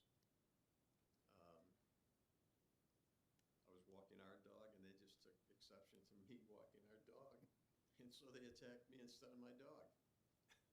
And so regardless of the size of a dog, they do bite. And if that time he didn't have a physical fence, and I think he put that up after that happened. And I don't know that there's been any instances of that happening anymore. I spoke with Bob Klein, who is the developer. He has issues with having, that many dogs in one residence. But he's not here tonight. No, He could, isn't. and he could have sent He something would in be too. here if but he's very ill. I right get it, now. but you can submit written comments. I'm We always welcome basically- some written I'm sorry, what? comments. We always welcome written comments. Okay. But our standards again here, and you've heard us talk about it with Mr. Labutsky, and we're gonna talk about it here, is public health, safety, morals, comfort, general welfare. Is it gonna be injurious to the use and enjoyment of other property in the immediate vicinity? Substantially diminish or impair their property values? I believe the property value could be affected. Would you, if you knowingly moved into a new subdivision, knowing that there was a hobby kennel containing 5 dogs? Yeah, it's a concern. That is a concern. Would you, it's an individual thing, but I think in most cases, people who knew that that was happening would probably make a lower bid on the house or not bid on the house at all. And that did happen when we were trying to sell my mother-in-law's house, which has nothing to do with this, but it does happen. So it is, there is potential for that happening, and the potential is very high that it will diminish property value.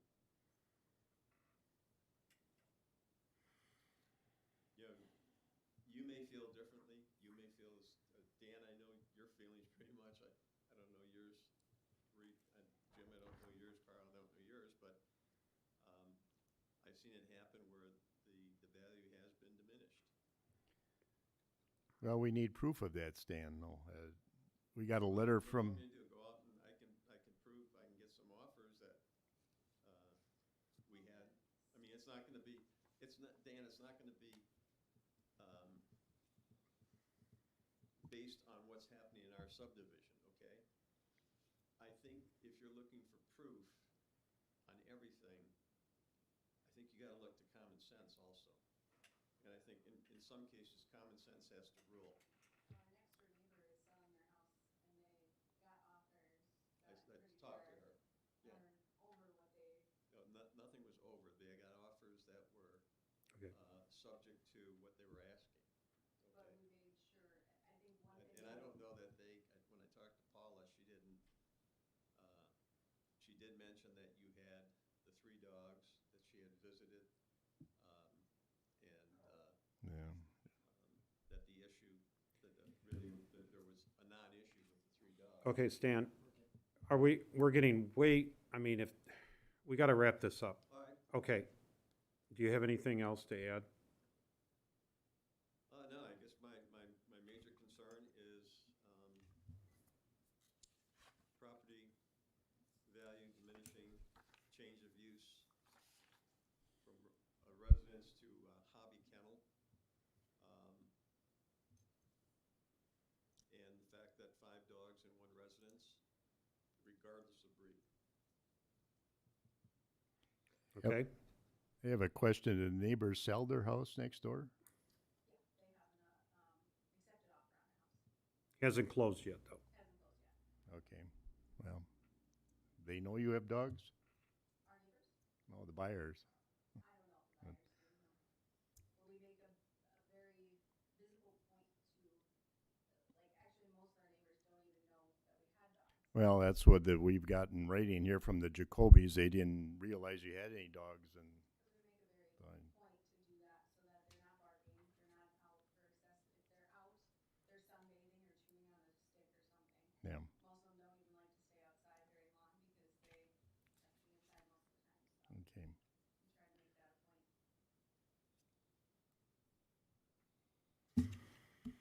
Okay. Stan, are you done? Yes. Yeah, no, I really, I can't Emily, then you're back up, so in case we have questions. Thank you. Thank you. Karen, have we had any complaints on this property since None. they've been in?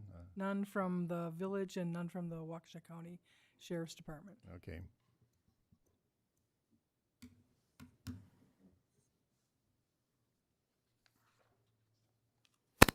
Okay, questions for Miss Emily Richards? How do you feel about the fence? Have your dogs ever gone through your electric fence? They have not. They are terrified of it, to be quite honest. Do they always have their collar on when they're out? Yes. We make a point to put it on before they go outside in the morning. The only time we take it off is if they're, inside, but we always make sure to put it on before they go. Because that's the biggest issue with dogs going through electric fences. You didn't have the collar on, or the Right. fence itself wasn't And we turned make on. sure to lock The her. neighbor does that all the time. Yeah, we lock her front door just in case, someone comes up front or something. And so they don't accidentally, nudge the front door and get out. But we actually have zones in our house. So the backyard, they can't get from the backyard to the front yard. And if they went to the front yard, they couldn't get to the backyard. And then we have like a side section. So no matter where they would go, they can't get to the other sections. So we had that specifically so that, they would stay in that back section. And so they couldn't come up to the front and bark or be, because we know that some people don't like the dogs. We're aware of that, so. Carl, could I add one thing relative to that? My daughter has basically the same setup with her dogs. And they go through. There's dogs in Well, we get it. Some dogs go through and some dogs don't. I don't know what this, and they're wearing collars and everything. I'm just trying to be as protective as possible. okay, you've had your turn. They don't like it. They don't like the, the beeping. That scares them more than anything, so. Well, that means they're gonna get a shock. The beep before the shock. Right, scares them, right. so. I have no more questions. Fred, do you have any questions? Okay, so, are we inclined to grant this hobby kennel? Conditions, I guess. With conditions, and what would those conditions be? Well, one about the no breeding. Right, we'll list out, it's 5 dogs, no more than 5 dogs, we'll list out the dog's name, and it's gonna be just to those dogs. So the dogs, we got them in your email. Camo, 9-year-old chocolate lab, Jack, J-A-K-X, 9-year-old French Mastiff, Tank, 9-year-old Pit Bull, 2 puppies, 2 American Bully puppies, Al and Bobby.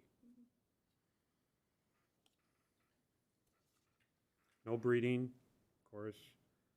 No outside kennel.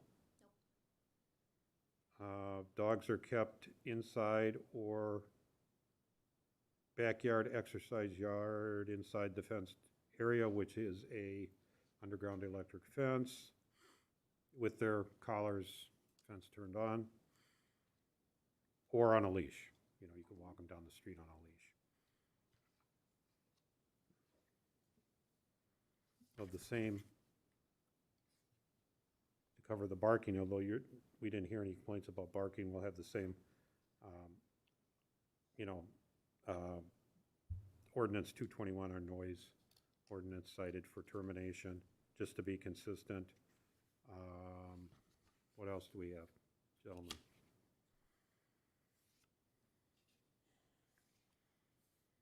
I haven't heard anybody mention anything about barking. I guess that's a non-issue. Right, but I was just gonna add it just, Yeah, right, but, if it's a non-issue, it's a non-issue. It doesn't matter if it's in there or not at that point, right. right? What about, kind of our standards? Stan, Mr. Ross did mention that he thought that property owners might be diminished, although I'm not sure. There was some discussion about the neighbor buying and selling, and I don't know if That's that's neither individual. here nor there right now. Cat person, they might think that, you know, would lower their property value, you know. But if it's a dog person, I don't think it would matter. You heard complaints or generalized complaints about safety, I guess, particular breeds. Not about your dogs, mind you, but about particular breeds. Yeah, see, I don't have a phobia on any of the breeds, because I don't particularly believe it's a breed issue, more in how the dog has been trained or brought up.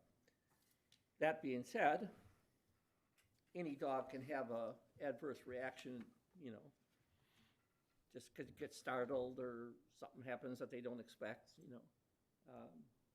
So I've had just about all the breeds that you have there now at one time or another, you know. Great Danes that I used to raise was a bigger issue than any of those, because you don't want to get one of them upset, let me tell you. So I don't have an issue with the breed. Dan, Fred? Dan alluded to this before, but one thing that struck me when we got the information on this was this couple neighbor got to know them and did not even realize they had dogs until they had to load them. Now that speaks to me volumes of not making noise, not being out of sorts, not running here or there or whatever. And that particular sentence impressed me. So I understand everything that's been said tonight, totally. We had at one time 2 dogs. And I'm very tuned in on people that have dogs, and I understand hobby kennels. I don't see any problem with hobby kennels at all. So that's all I got. Thank you. Dan? Nothing, only that it sounds like we've got somebody that has experience in dealing with a number of different kinds of dogs. There's rescue dogs usually aren't the friendliest, so, but if you can handle those, it's speaking volumes, so. Who's training the American bullies? My husband and myself, we try to both be very in tune with the training to make sure that they listen to both of us.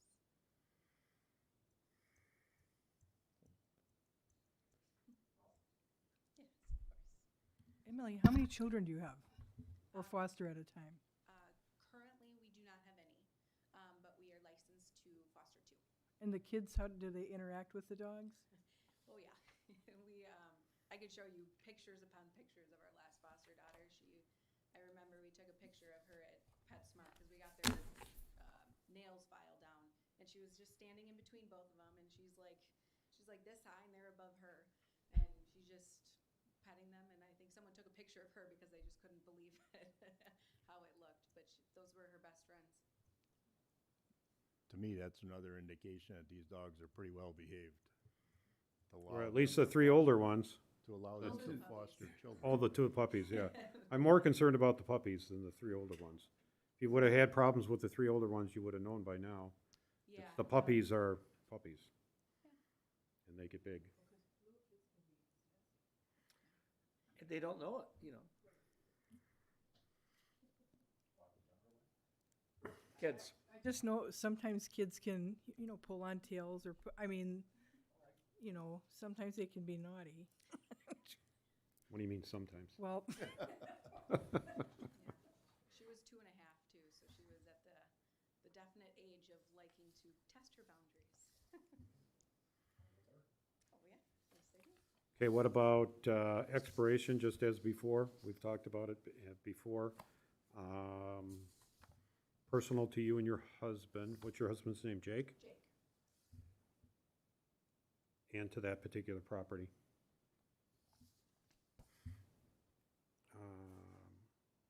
What else?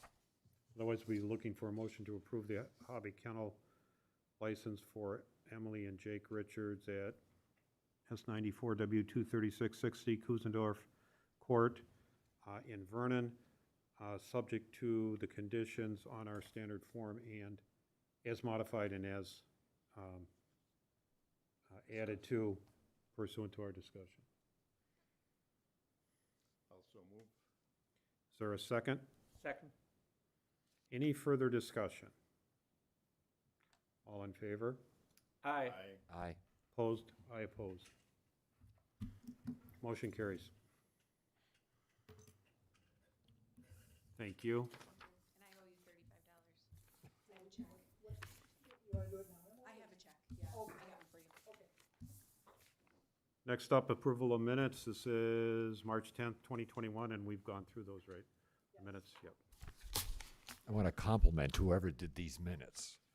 I read and I read.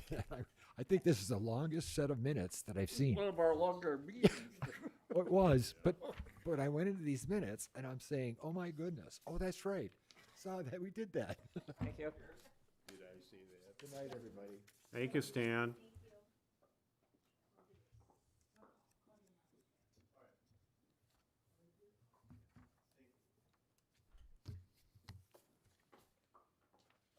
Oh, yeah, we didn't get done till 10:37. Yeah, that was a longie. Yeah, it was. So I'll These make a minutes. motion to approve the minutes, Plan Commission minutes of March 10, 2021. Second. Any discussion? All in favor? Aye. Opposed? Motion carries. Make a motion to adjourn.